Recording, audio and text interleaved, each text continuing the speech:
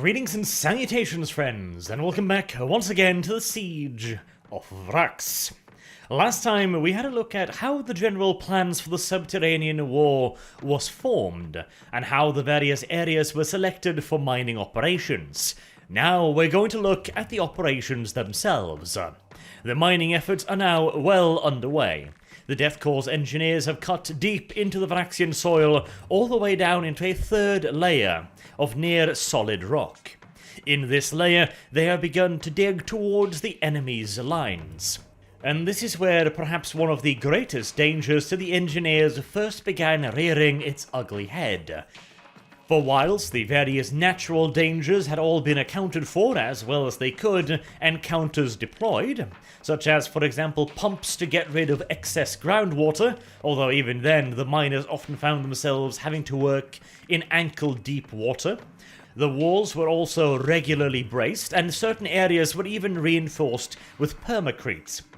Vraks was a fairly stable planet, one of the reasons why it had been chosen as an armory world in the first place, since earthquakes and other major tectonic activity was fairly rare, but it is always good to take some precautions, and there were of course other dangers as well when it came to bracing a tunnel.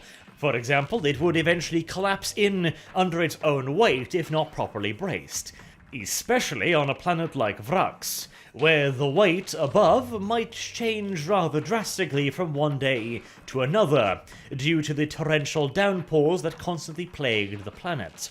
But an entirely new and unnatural threat was now becoming more and more pressing, namely, of course, the enemy.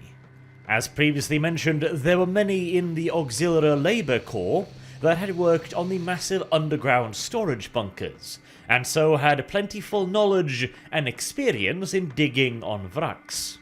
And it would appear as if many of them had maintained at least some sort of relationship with their old hobby, as they swiftly discovered that the Death Corps was attempting to undermine the Vraxian positions. This information must have been brought swiftly up the line, because soon thereafter, counter-mining operations were launched by the Vraxian defenders. And so began a new phase in the underground war. So far, the only thing the Death Corps engineers had to worry about were various natural hazards, all of which they were plentifully equipped to deal with. Gas masks, air tanks, filters, prefabricated bracing equipment, and permacrete fixtures.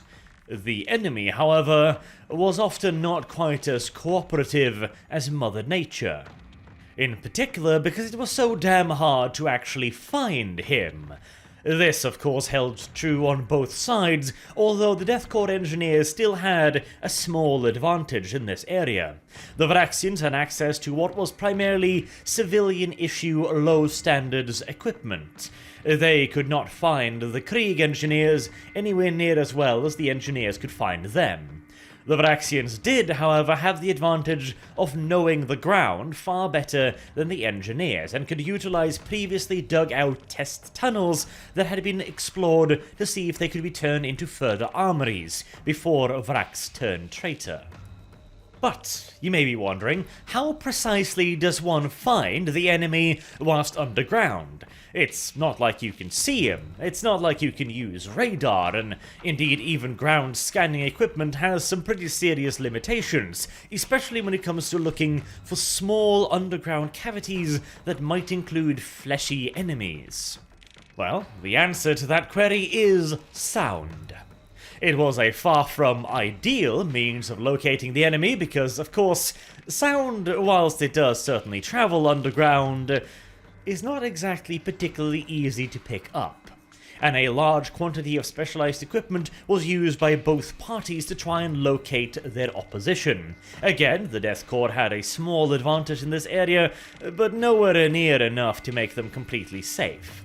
And, of course, another problem is, when you wanted to listen for the enemy, you had to stop all of your own work, lest you deafen yourself with the sound of pickaxes right next to you. And that means that you can only listen when you are not making sound.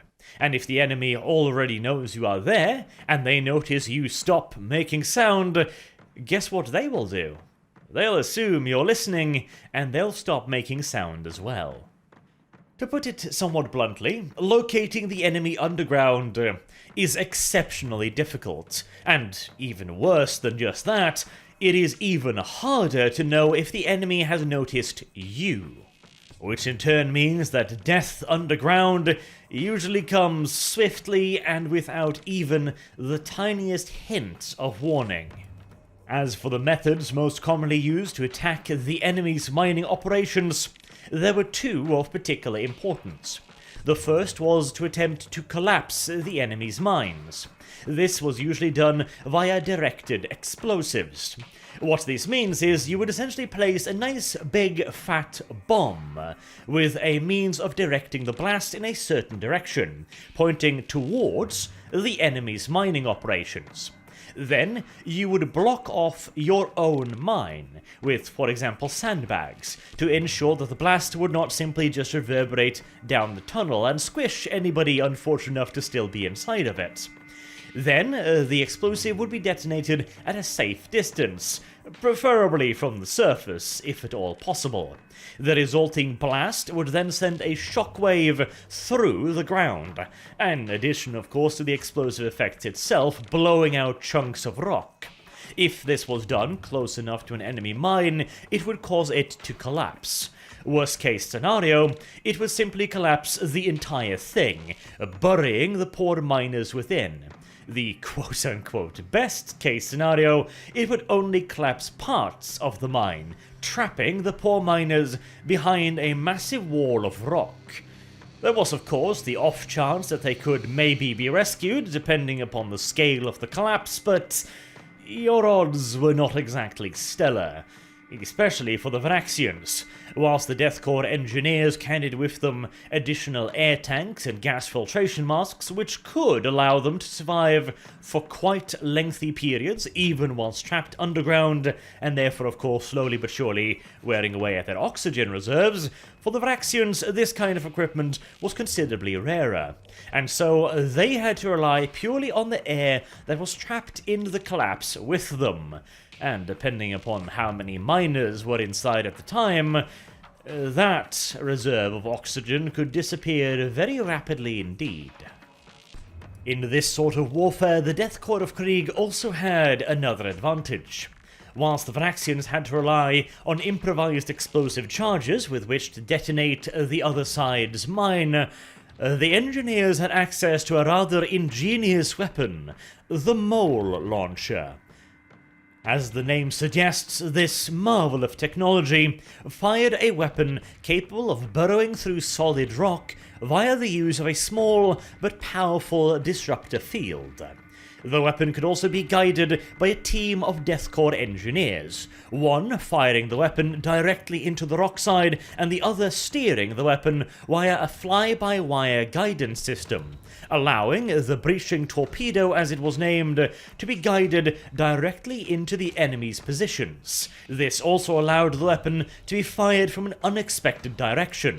For example, the Death Corps engineer's mine could be far below the enemy's countermine, and yet, even so, the mole launcher could be fired directly into the wall and simply steered upwards towards the enemy's mining operations.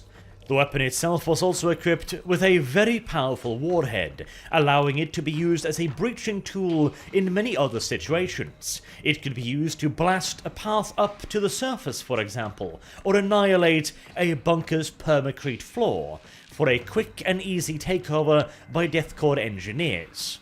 This weapon obviously gave the engineers an absolutely massive advantage in the underground war, as it was easy to deploy, quick to fire, and did not require anywhere near the same amount of preparations as an improvised explosive device would. Once an enemy mine was located, a mole launcher could be brought up and fired within minutes, whilst it could easily take hours to set up an improvised charge. Although, to be honest, it rarely was quite as quick as all that.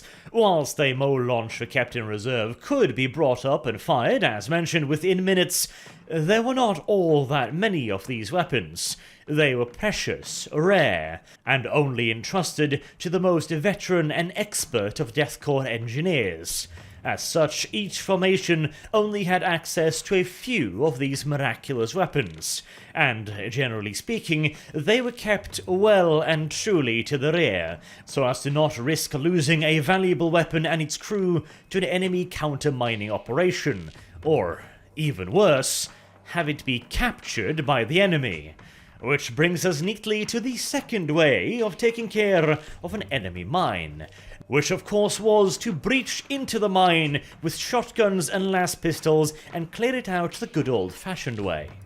This was of course a very, very risky operation, since you would now be fighting the enemy at point-blank range down what was in all due likelihood an extraordinarily narrow corridor. This kind of fighting was swift and exceptionally brutal, even by Vraxian standards, and was usually over in mere seconds. Whichever side had the element of surprise would be almost assured to wipe out the opposition in mere moments. Or, alternatively, get wiped out in mere moments if the enemy had heard you digging and had prepared for just such a break-in attempt with, say, a few sandbags and maybe a heavy stubber. It was a very risky tactic, and by and large both sides preferred to collapse the enemy's mining efforts, but there were of course rewards to be gained as well from a break-in effort. First and foremost, the most enticing of these rewards was the ability to swiftly break into an enemy's mine and push a considerable distance into said mine, whereupon explosive charges would be placed on enemy bracing structures, and thusly much larger sections of the enemy mine could be collapsed at once, leaving, of course, the enemy with a hell of a lot more rock and nonsense to dig through rather than if they had simply just collapsed one small portion of it. There was also the ever-enticing opportunity to maybe gain a bit of information. If a Vraxian officer could be captured, and maybe, just maybe, he had a map on him. If the enemy got a little bit careless, for example, ooh, that could be a reward beyond virtually any and all estimation. And then of course there was an even greater potential prize. A prize that Marshal Kagori was particularly interested in gaining for himself. And since Vraks of course used to be an Imperial world, he knew exactly where that prize was located. It was in Sector 554-467. And both the 12th Line Corps and the 46th Line Corps were currently advancing their own mining operations towards this location. So, what was at this highly mysterious location, you might ask? What manner of prize would be worth dedicating 2 entire Line Corps worth of Death Corps engineers to seize? The answer, of course, is the underground armories. Oh yes indeed. Marshal Arnhem Kagori had gotten sick and tired of the enemy simply just lifting Imperial equipment out from below ground and using it to murder his poor guardsmen. He was once again of the radical opinion that it would be much better if these equipment pieces could simply be taken from the enemy, or, if that was not possible, destroyed, before their weapons could be turned upon his guardsmen. The idea of destroying the armory was not in and of itself a novel one. His predecessor, Lord Commander Julka, had attempted the same thing, although relatively lazily. He had simply just ordered the 88th to shell the location in which the armories were located. And whilst there were some damned big siege guns in the 88th's arsenal, nothing quite big enough to breach a bunker that had been designed to withstand an orbital barrage. And even the Adeptus Mechanicus' marvelous drilling warheads fired from the bombard guns could reach that depth and still penetrate the underground bunker's permacrete structure. And of course, when Lord Commander Julka's first solution, beat it to death with heavy artillery shells, didn't work, he, as was his habit, simply then decided to ignore the problem until somebody else came up with a better solution. And that stalemate would continue throughout the entirety of Lord Commander Julka's command. Arnim Kagori, however, was far more determined that the armories be either seized or outright destroyed. To begin with, he attempted to do so by surprise, but the Vraksians were getting quite wise to this trick by now, and the various mines heading towards the underground bunkers were discovered, and the Cardinals' commanders, realizing what an absolute disaster it would be if they allowed the Death Corps of Krieg into their armory reserves, heavily countermined the Death Corps' efforts. And so this area swiftly became the hottest contested of all of the underground battlefields, with mines upon countermines constantly radiating out from the two front lines. Initially, the casualties underground were considerably lighter than those above ground, simply due to the fact that you couldn't fit quite as many dudes underground as you could above it. But as the war expanded and more mines were launched, bringing in yet further organizations of engineers, the war took on an entirely different nature. Soon, the Death Corps' engineers were detecting new Vraksian countermines on a daily basis, and were organizing assaults against them round the clock. The mole launch teams were being run ragged to the point of exhaustion, and even then there were several other countermines that simply were not detected, which led to the sudden attacks and collapse upon the Vraksians' own mining efforts. Skirmishes into one or the other side's mines were virtually daily occurrences. And it swiftly became very clear to everyone involved that the element of surprise had been well and truly lost. And so stealth was almost entirely abandoned in favor of speed and brute force. Whilst there would still be a few mines trying to make their way stealthily towards the armories, most of the Death Corps engineered efforts would now be spearheaded by heavy mining and drilling equipment. The introduction of these advanced drilling tools sped up the rate at which tunnels could be created and advanced by an order of magnitude, but it also meant that the enemy would always know precisely where the tunnels were. The problem was that the tunnels were advancing so rapidly that there was no way for the Vraksians to intercept them using their old and tried and proven methods. Instead, they also had to bring in their own loud mechanical drilling equipment. This shifted the focus of the underground war quite drastically. Now you had main surge mines who would leap and surge forward quickly, attempting to essentially make a break for enemy mines that had been detected to burst into them and invade their inner workings, or maybe going straight for the underground armories themselves, whilst the defenders would be doing that exact same thing, but in reverse. And simultaneously, you would also have the occasional sneaky mine, which would not be making as much noise, sneaking forward slowly under the cover of all of the other mining operations and preparing their own demolition charges and secret break-in attempts. The war underground had expanded drastically, with dozens upon dozens of drilling operations taking place at any given time, and now the war had grown to such an extent that the rate of casualties per capita was actually higher underground than above it. In no small part, this was due to the fact that whilst engagements in the underground war were still considerably rarer, those engagements tended to be, once again, exceptionally brutal and bloody, with both sides utilizing large quantities of specialized equipment, shotguns with flechette rounds, pistols, and booby traps to defend their own tunnels. And additionally, of course, came various heavy weapons, heavy stubbers and bolters, usually kept behind sandbag barricades, usually overlooking lengthy straight lines of tunnels, down which the heavy weapon could fire entirely unobstructed with devastating effect. But this means of defense was also quickly countered by the Death Corps. First and foremost, their mole launchers were able to be fired through rock, and so several could be fired at once to carpet bomb a tunnel, breaching the tunnel in several areas with multiple warheads and then detonating them all in quick succession. The Death Corps also began using gas weaponry. Nothing like the TP-3 deployed on the northern front. Instead, these were lighter, softer types of gas.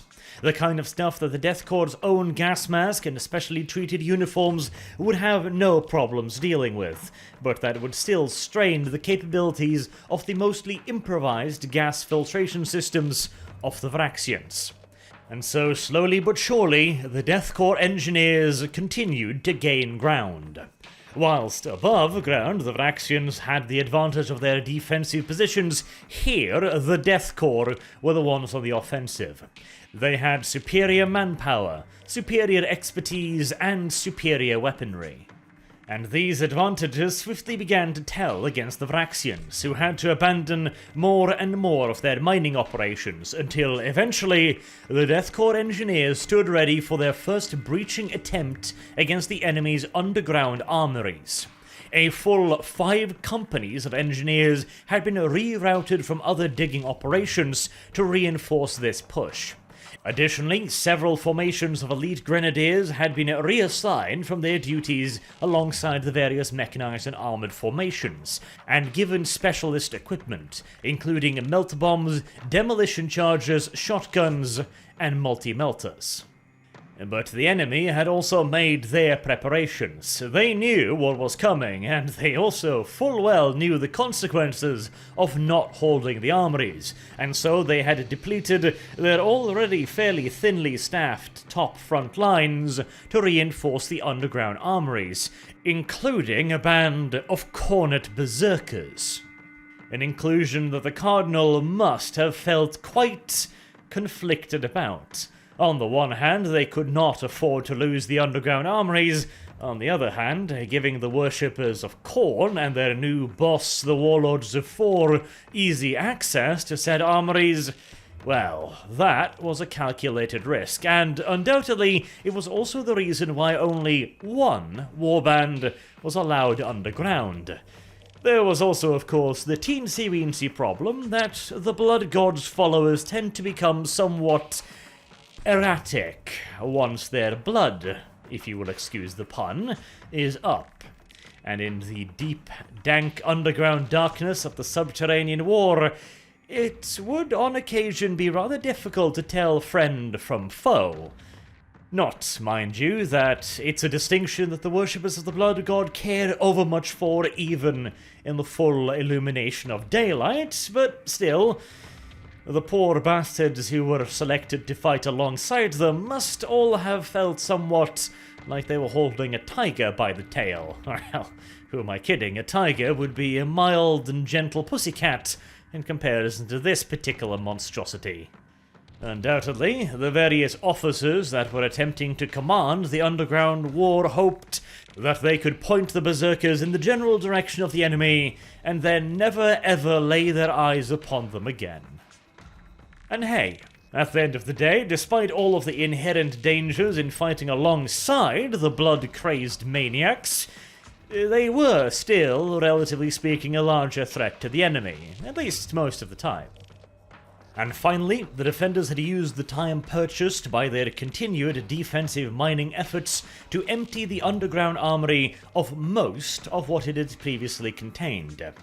That, of course, still did not mean that they could simply just surrender it, as if they did, that would leave a hole in their defenses.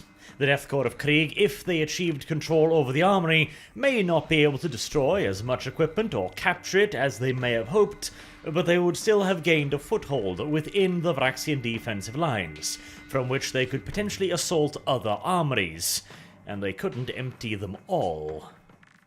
The Vraxian preparations would be put to the test on 3825 Millennia 41. The engineers had laid out the breaching charges and were ready to punch through the walls of the armory structure. Above ground, the 150th and 471st Siege Regiments was also to launch their own offensive against the Vraxian lines, whilst the engineers would be supported indirectly by the 27th Artillery Company. Obviously, the artillery's shells could not reach all the way deep underground, but they could make any and all movements in the sector in which the combat was to take place extraordinarily hazardous, and by doing so hopefully prevent the enemy from sending further reinforcements. The honour of detonating the breaching charges went to Captain Garris of the 98th Engineer Company, who detonated both charges exactly on time, opening 2 huge breaches in the underground storage bunker of 5546. The engineers had not been at all frugal when placing the demolition charges, and the gargantuan explosions blasted huge openings in the ferrocrete construct, sending gargantuan boulders of rock flying like children's toys deep into the armories. Several squads of enemies were either outright obliterated by the blast or crushed underneath hailstorms of falling debris and rock.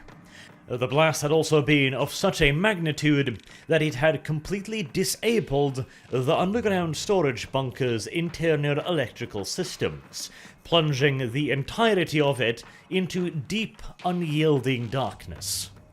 And so the 2 first squads of engineers to enter 5546 did so with the flashlights attached to their shotguns turned on and ready. They encountered no resistance around the initial breach point. The explosion had either pulped any and all enemy resistance or buried them between tons of rubble. This peaceful state of affairs was not going to last all that long, however. Whilst the first few rooms of the gargantuan underground structure had been cleared, there were hundreds, if not thousands, more storage areas. 5546 was a huge underground complex, with dozens upon dozens of large storage rooms for the maintaining and storage of vehicles, along with hundreds upon hundreds of smaller rooms and facilities meant for the storage of small arms, ammunitions, mines, artillery shells, etc., etc. The Death Corps engineers would have to clear each and every one of them one by one. They would also have to fight their way down long, open corridors, which would almost certainly have been fortified by the enemy. And indeed, it did not take long before the engineers ran into their first serious source of resistance. Vraxian infantry dug in behind improvised defences made out of rubble, used oil barrels stuffed full with sandbags, and anything else they could get their hands on. They had set up firing positions with heavy stubbers and other heavy weaponry to hose down the long galleries and entranceways. The Death Corps engineers would have to storm these entranceways using gas or smoke grenades. Alternatively, if they could gain access to them, they could utilize further, smaller breaching charges to blast their way through the ferrocrete walls of the various storage rooms. Initially, the engineers made good progress against a shell-shocked enemy, and soon thousands of engineers were streaming in through the 2 breaches. But they quickly encountered fiercer and more determined resistance, and it soon turned into an exceptionally brutal and lethal close-quarters running gunfight. Without any of the overhead lights in function, the entire area was, as mentioned, completely dark. Both sides had little, if any, in the way of infrared, low-light equipment, and so had to rely virtually exclusively on flashlights. The Vraxians themselves had not quite accounted for this, and were even more limited than the Death Corps engineers. They, however, had the advantage of being able to simply stay put and await the enemy, and as soon as they saw a source of light around a corner, they would open fire with anything and everything they possessed. Sometimes they would fire too early, and maybe only catch the lead engineer. Other times their nerve would hold better, and they would wait for several squads to enter their line of fire before opening up. But whenever a Vraxian defensive position was located, regardless in the cost of lives to the engineers who found it, it would quite swiftly be overwhelmed. This kind of underground warfare was exactly the kind of stuff the Death Corps engineers were so well trained and equipped for. Poison gas canisters, flamethrowers, shotguns, and melter guns were used to reduce every Vraxian position one by one. They would claim a cost in engineers every time, but they would also equally swiftly be overwhelmed in turn. But, upon reaching the main galleries, progress quickly slowed. The Death Corps engineers had gained a solid foothold within the armory, but they were now assaulting the larger galleries, the huge storage depots and areas into which a squad had to charge almost single or double file into potentially dozens of enemy fortified positions. Additionally, the sheer scale of these underground structures meant it was very difficult to fill them with gas, or drain them of oxygen by using flamers. More and more reports of stalled progress began making their way back to Captain Garris of the 20th Company, who was in charge of the initial assault force. He quickly made the decision to widen the scope of the fighting, not merely just breaching charges, but also full-on melter charges would now be used to blast their way through heavier ferrocrete walls. Additionally, the usage of light forms of gas weaponry would be replaced by considerably heftier forms. No longer would the Death Corps engineers be utilizing annoyance gases. Now they would be authorized to use corrosive gas. In the same vein as TP3, these forms of heavy gases were able to eat their way through a defender's gas masks and uniform. Although nowhere near as vicious as TP3, whose deployment in these underground corridors would be little more than suicide, they would still be more than able to eat their way through the Vraksians' improvised gas masks and uniforms, whilst still allowing the Death Corps engineers to advance with a degree of safety. As long as the engineers used their experience and know-how to avoid the densest concentrations of the gas, whilst also keeping a watchful eye on their gas filters and the status of their own uniforms, they should be able to advance without suffering too much in the way of ill effects. Once again, the advance of the 20th Company picked up in speed. Galleries were being cleared and enemy defences destroyed via the liberal use of corrosive gas and melter charges with which to flank the enemy. When one gallery fell, the one next to it could then be breached in multiple areas and flanked by engineer squads. Whenever the enemy fell back and attempted to weld entrances shut behind them, even the thickest steel doors were swiftly breached by additional melter charges.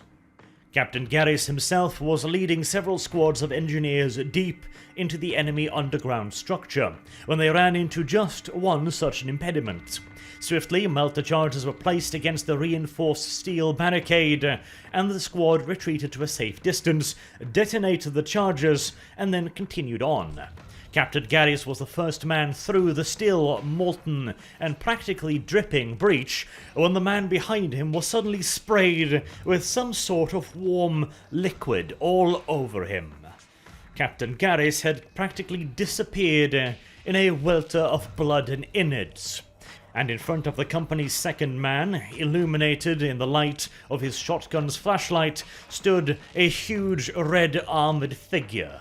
The sergeant barely had time enough to pull the trigger of his shotgun once and see the flèche rounds of his shotgun, designed to deal with softer targets, ricochet harmlessly off the monster's power armor, before he too was dealt a mortal blow by a chain axe. The band of cornered berserkers quickly broke into the tunnel and slaughtered the rest of the advanced elements of the 20th Company.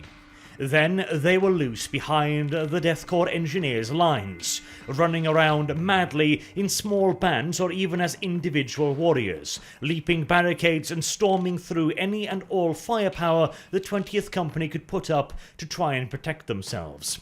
And in the complete darkness of the underground armories, the Chaos Space Marines, with their vastly superior helmet sensors, along with heightened sensors, had an utterly overwhelming advantage over the Death Corps engineers. It didn't help either that virtually the only effective weapon the engineers had against these brute monstrosities were their melter guns, which had been scattered throughout the company primarily to deal with enemy barricades. And even then, a melter gunner would have to react rapidly indeed to bring his weapon to bear against the charging monster, and also hope that his line of fire would be free, which was not at all a guarantee in the tight, winding, narrow corridors of the underground armory. And now, with yet new sources of resistance to their front, and cornered berserkers running wild behind and inside of their own captured territory, the 20th Company's advance ground once again to a complete halt.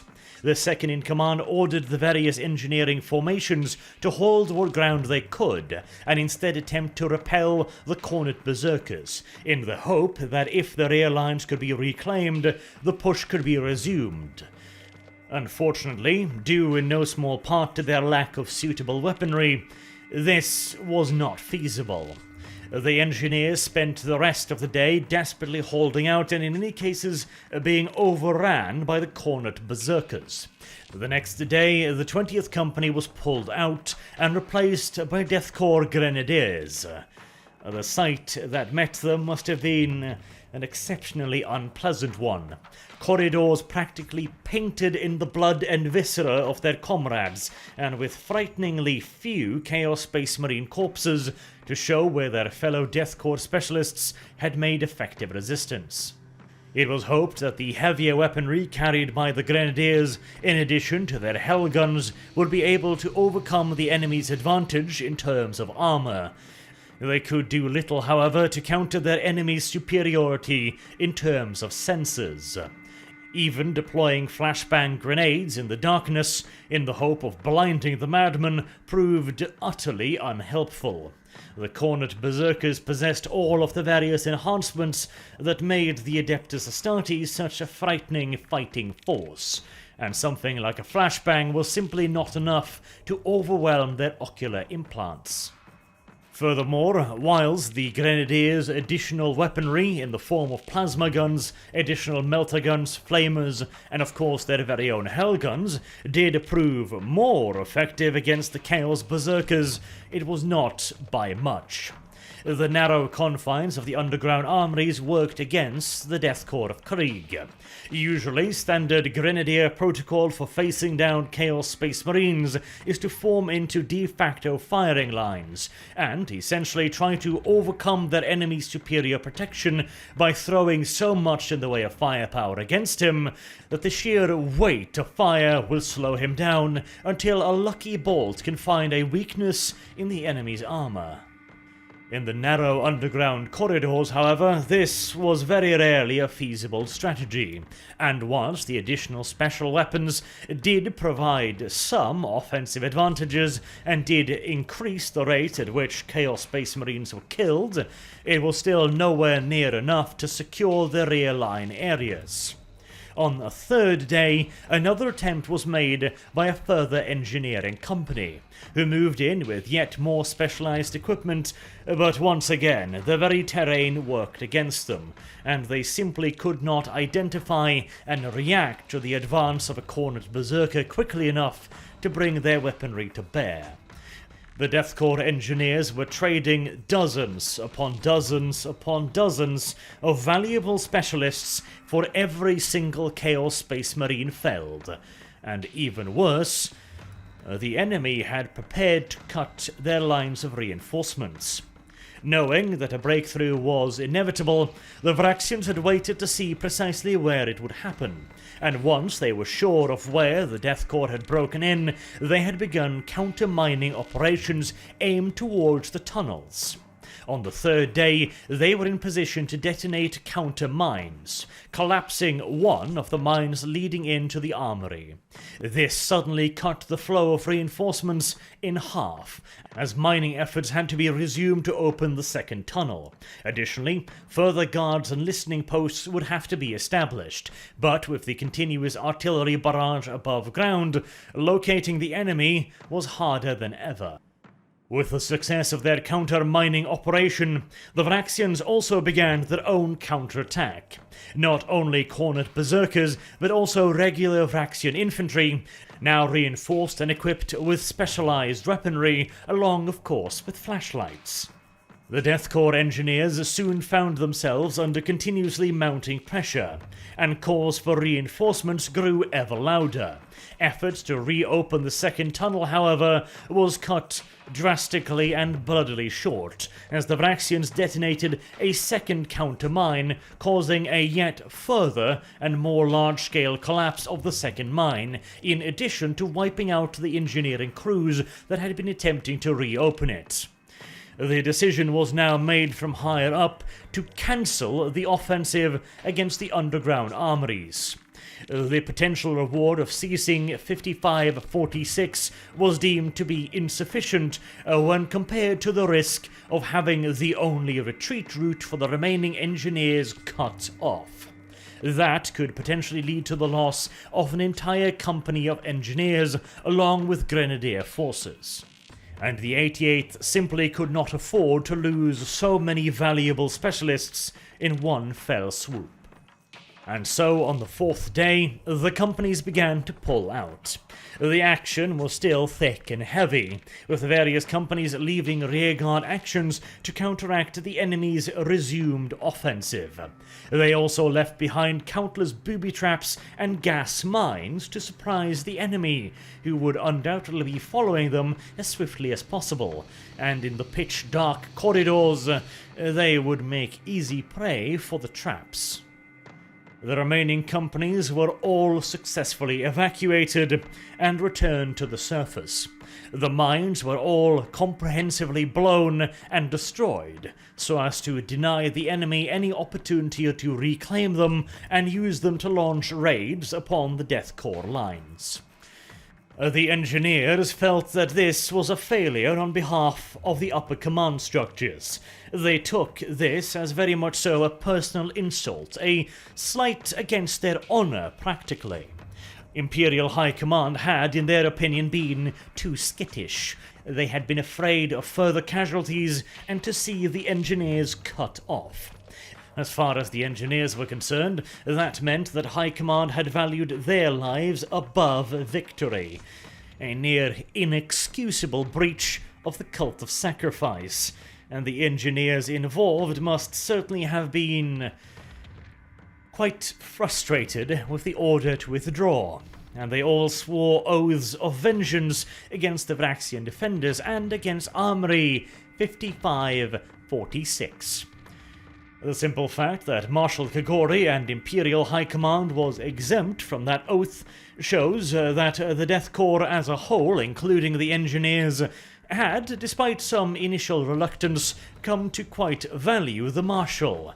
He had, after all, given them victory over the third defensive line and brought them closer to an end to the war than anyone else. And above all, the Death Corps values victory. And if Marshal Kagori could give them that victory, then, well, his skittishness aside, they were clearly willing to tolerate him. And perhaps that might have something to do with the fact that the good Marshal was not done quite yet. He had another plan in the offing, and that too would heavily star the Death Corps engineers. The various companies would gather themselves up, reinforce and prepare for yet another effort. The 20th Company had been reduced to a third of its size. The Grenadiers and other companies that had been sent into the fight were also, if they were lucky, half strength or slightly above it. But the next effort in Sector 57-44 would require all of their attention, and if it was pulled off successfully, then the cult of sacrifice would certainly be more than satisfied. Until next time, I have been Arch. Thank you all very much for watching, and I hope to see you all again soon. Until then, have a good day.